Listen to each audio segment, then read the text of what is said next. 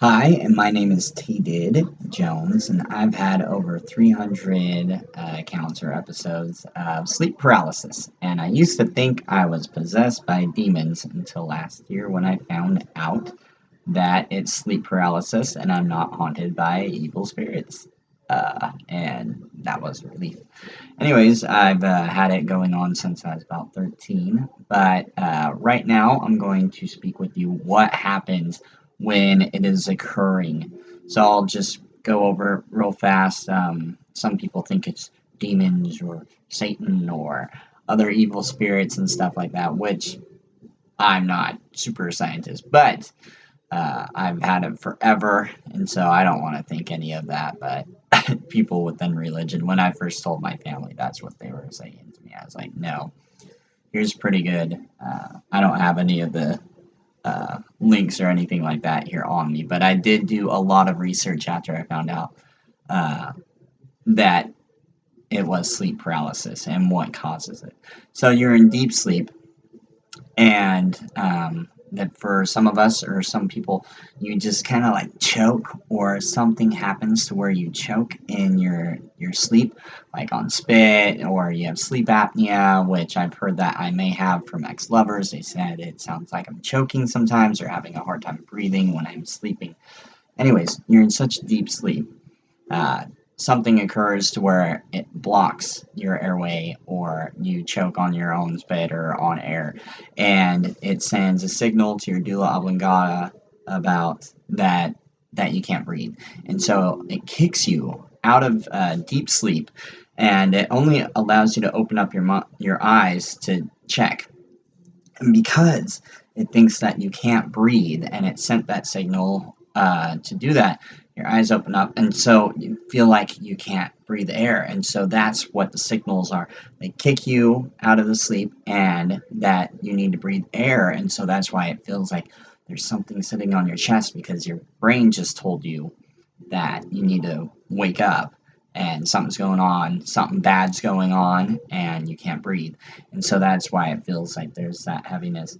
And with I have, had many hallucinations with it. But when that first happens, you just wake up. I wish I had my arms. So, okay, so if I was sleeping and I wake up, I can't speak, but if I was asleep, I can't speak. So, anyways, you try to move your fingers, but you feel like if you're trying to get the person next to you or something, you're trying to move your fingers. That way you can try and wake them up. And I've had on either side or both sides trying to wake someone up, the son or the ex-wife and stuff like that, and wake them up.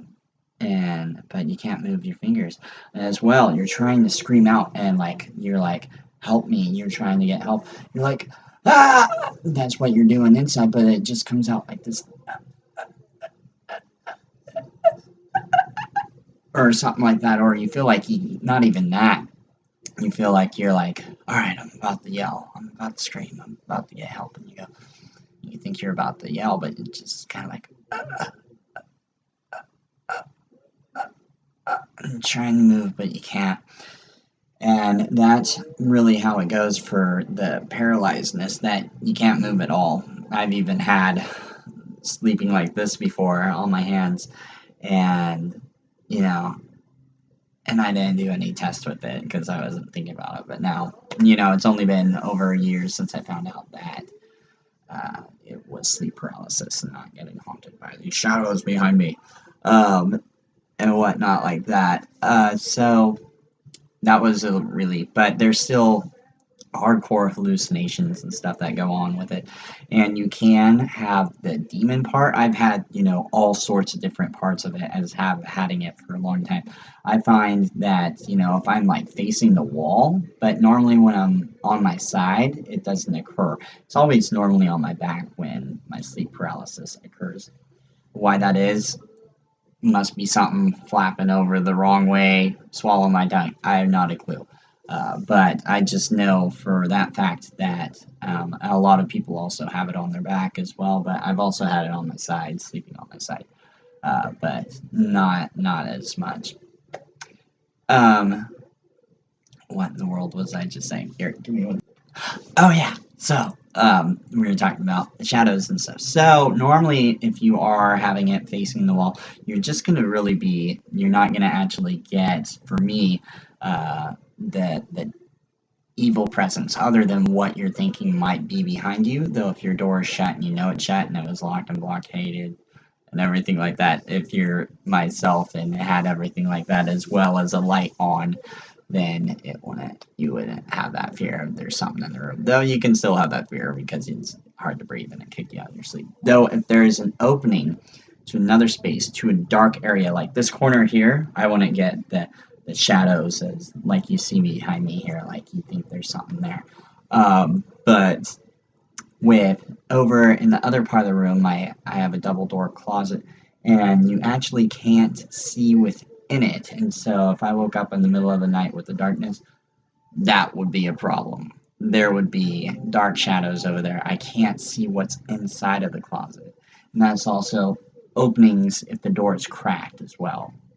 And that's where your brain starts doing all the funky stuff and it starts projecting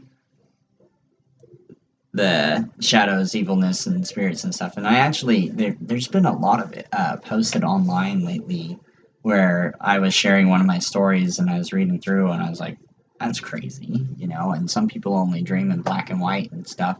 And they were saying one of the women ghosts or whatever that visit you or stuff, and I was like, it's from the Renaissance area. And that's exactly like on my Christmas story thing I just shared. I do a few stories at a time. But on the Christmas story I shared, it was exactly kind of like that. So, anyways, I need to do more research on that. If I want to, then probably will since I'm making a few videos. Anyways, so you can't, it's hard to breathe, can't speak, can't move. That is what happens during your sleep paralysis. And then you also project the hallucinations and shadow people, but with the not being able to move, that is what is occurring. You can't move your head or anything, only twitching of your fingers, moving of the eyeballs with your rapid eye movement, or REM. It's also part of the thing that kicks you out and stuff like that. And trying to speak and only being able to go like like that. So that's the gist of not being able to move during your paralysis. Being paralyzed. That is just that. I think I'll do one on the shadows now. If you have any questions or anything like that, put it in the comments. I'll answer it or make a whole video about it. Anyways, if anyone's watching. Peace. What does this button do? Oh, happy birthday.